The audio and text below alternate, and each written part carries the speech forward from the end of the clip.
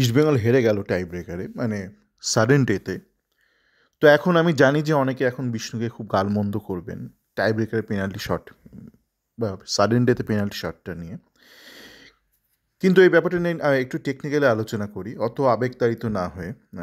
আপনারা যারা খুব ভীষণ আবেগতাড়িত, একটু বাদেই শুনবেন, নয় আমি কি আলোচনা করছি। ধরুন, যে শটটা বিষ্ণু মারলো সেই শটটা অনেকেই মারে, ওরকম শট টাই ব্রেকারে। তো ওই শটগুলো মানে একদম যেগুলো টপ অফ দ্য মানে গোলে টার্গেট করা থাকে, সেই শটগুলো ঠিকঠাক এক্সিকিউট হলে এখন শিওর শট গোল হয়, মানে বাঁচানো খুব কঠিন থাকে গোলকিপারের পক্ষে যদি ঠিকঠাক এক্সিকিউট হয়। কিন্তু ওই শটগুলো একটাই সমস্যা, ওখানে মার্জিন অফ এরার খুবই ক্ষীণ বা ছোট। মানে একটু যদি বল আগে পরে লাগে, বল গোলপোস্টের ওপর দিয়ে উড়ে বেরিয়ে যায়। সেটা আপনারা দেখেছেন তো, শুরুর দিকেই হয়েছিল যে বোরা যে শটটা মারলো।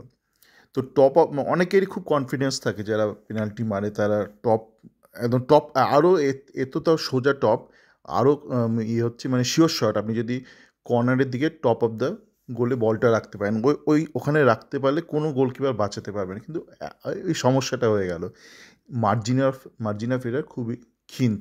তো অনেকেই এটা স্ট্যাটিস্টিক্সের ব্যাপার, মানে আপনি কতটা রিস্ক নিয়ে জীবনে চলবেন কি চলবেন না। তো এটা বিষ্ণু বা এটা কোচের স্ট্র্যাটেজি, সেই বিষয়ে আলোচনা করা যেতে পারে না। কিন্তু যে বিষয়টা নিয়ে আলোচ্য বিষয়, সেটা হচ্ছে যে কিছুদিন আগে একটা বড় ম্যাচে, কোন বড় ম্যাচ ভুলে গেলাম, ইস্টবেঙ্গল খুব ভালো খেলছিল ফার্স্ট হাফে, তারপর সেকেন্ড হাফে হঠাৎ করে দুটো উইং বদলে দেওয়া হলো, বিপিন সিং আর মাহেশের। আইএফএ শিল্ডের বড় ম্যাচ না কোনটা আমার ঠিক মনে পড়ছে না, আইএফএ শিল্ডেরই বড় ম্যাচ বোধহয় খুব সম্ভবত। তো আজকেও প্রথমার্ধে তো খুব ভালো খেলছিল ইস্টবেঙ্গল, টিম গেমও হচ্ছিল। আমি বরঞ্চ কয়েকদিন আগে আলোচনা করছিলাম যে দরকার নেই টিম গেমের, মানে এতদিন তো টিম গেম খেলে আসেনি, এখন হঠাৎ করে এখন মরণকালে হরির নাম, যা পাচ্ছে করুক, মানে এত শর্ট নোটিসে টিম গেম খেলাটা কঠিন। কিন্তু ভালো টিম গেম খেলছিল ইস্টবেঙ্গল প্রথমার্ধটা, গোয়ার থেকে তো বেটারই খেলেছে। তো প্রথমার্ধে বিপিন আর দুজনে তো উইং থেকে অপারেট করছিল। তো সেকেন্ড হাফের শুরুতে তাদের উইংটা বদলে দেওয়া হলো কেন বুঝলাম না। মানে এটা তুকতাক নাকি কোনো ফাটকা নাকি জানি না, মানে সাবোতাজ নাকি কোনো দূরভিসন্ধি, কিছু তো একটা কারণ হতেই পারে এই কারণগুলোর মধ্যে। এবং তারপর যথারীতি যা হলো, বিষ্ণু নামলো, একটা হিরোশি একটা বেশ ভালো একটা পাস দিল, সে বিষ্ণু বুকে লেগে লেগে বলটা এগিয়ে গেল, এবং তারপর বিষ্ণু শটটা মারলো, গোলকিপার বাঁচিয়ে দিল মানে আংশিকভাবে বাঁচালো, তো বলটা গোল লাইনটা পেরোয়নি।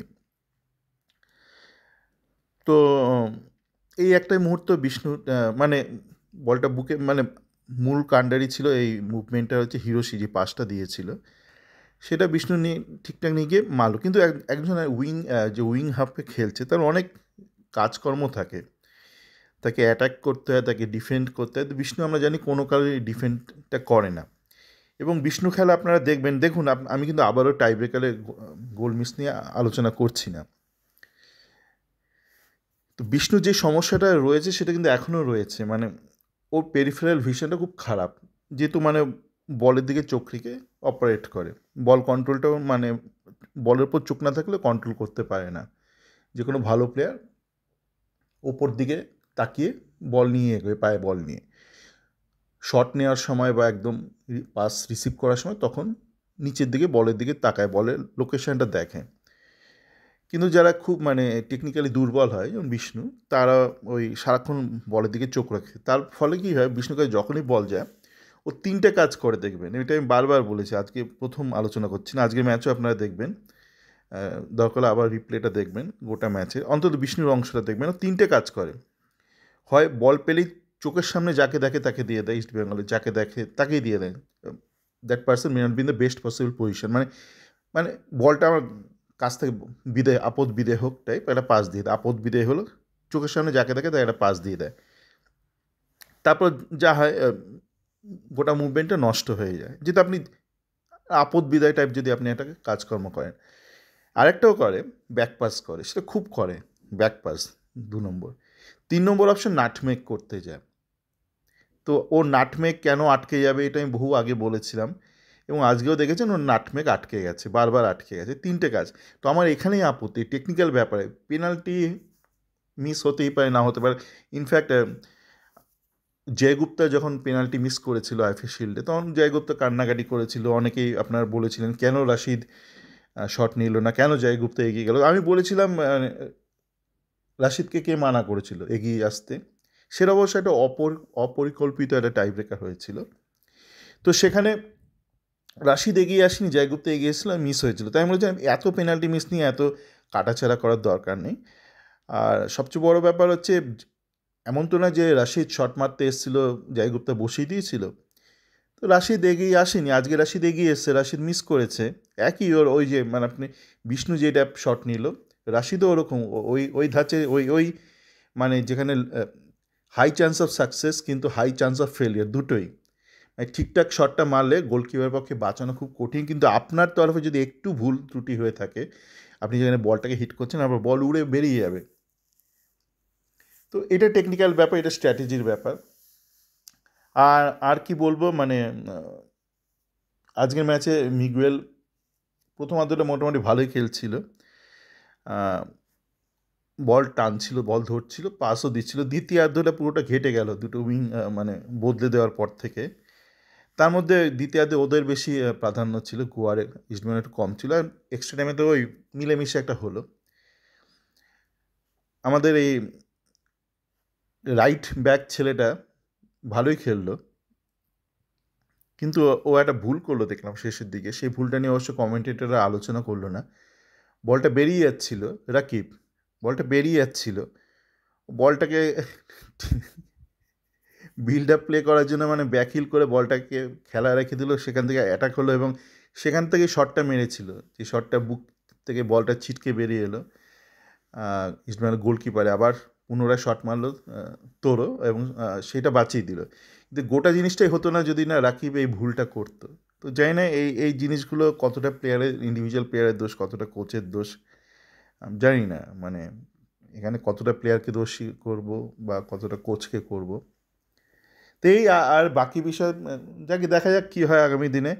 আমাদের এই দিয়ামান্টাকাসকে যখন ছাড়িয়ে দেওয়া হয়েছিল তখন বলেছিলাম এর বদলে যাকে আনা হলো, এর ফলস্বরূপ একটা জিনিস অন্তত সুনিশ্চিত হয়ে গেল যে ইস্টবেঙ্গল কিন্তু এই জানুয়ারি অবধি কোনো টুর্নামেন্ট জিতবে না।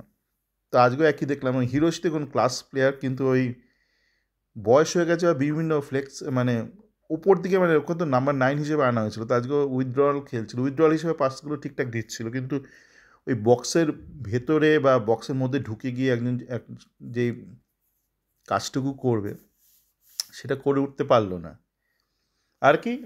দেখা যাক আমাদের এবার আইএসএল বা টায়ার ওয়ান নিয়ে কী হয়। সেখানে তো ইস্টবেঙ্গল নিয়ে অনেক উল্টোপাল্টা কথাবার্তা বলা হয়েছিল, সেগুলো নিয়ে আমি অনেক অডিও করেছি যে ইস্টবেঙ্গলকে নিয়ে ফালতু দোষারোপ করা হচ্ছে। তো দেখা যাক কী করে।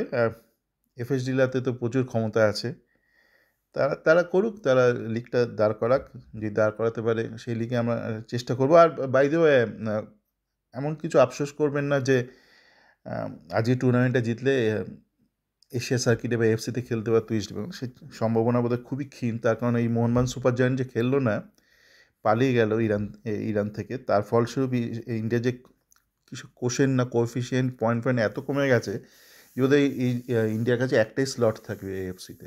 আগেরবার যে 3টে না 2টো স্লট ছিল সেটা নেমে একটাতেই চলে আসছে। যদি একটা হয় সেক্ষেত্রে টায়ার ওয়ান যারা চ্যাম্পিয়ন হবে তারাই সে স্লটটা পাবে। তো ইস্টবেঙ্গল এই মুহূর্তে যা স্কোয়াড আর যা কোচ রয়েছে তাতে করে ওই টায়ার ওয়ান চ্যাম্পিয়ন হওয়ার সম্ভাবনা খুবই ক্ষীণ, খুবই চান্স কম। তো দেখা যাক। সুতরাং এই অন্তত আফসোসটা করবেন না যে আজকের ম্যাচটা জিতলে আমরা এফসিতে যেতে পারতাম, বরঞ্চ হয়তো আরও আফসোস হতো যে ম্যাচটা জিতলাম, টুর্নামেন্ট জিতলাম, কিন্তু এফসিতে যেতে পারলাম না। সকলে ভালো থাকবেন।